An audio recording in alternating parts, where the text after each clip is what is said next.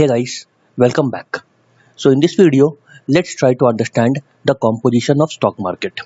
So stock market is composed of three entities: regulator, intermediaries and participants. So first let's try to understand what exactly is a regulator. So a stock market regulator is a body which is assigned the task of regulating the country's stock market.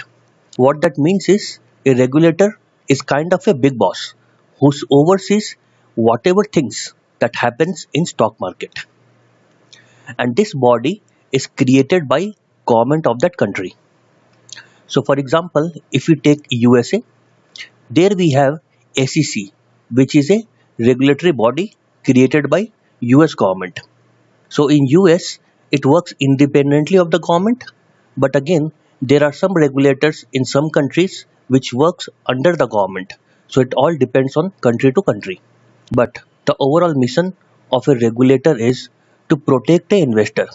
Now a investor can be small investors like us, or they can be even bigger player like some big institutions. Whatever be the size of investor, the regulator is always there to protect them. And apart from that, it also makes sure that the market is operated in fair and orderly manner. And of course, capital appreciation will definitely happen if everything works smoothly.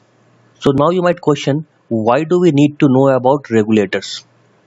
So even when we are a stock trader, we need to know about a regulator because it protects us, and it protects us from our broker, from bank, from clearing agency, from depositors and all such entities, whoever are intermediary in a stock market.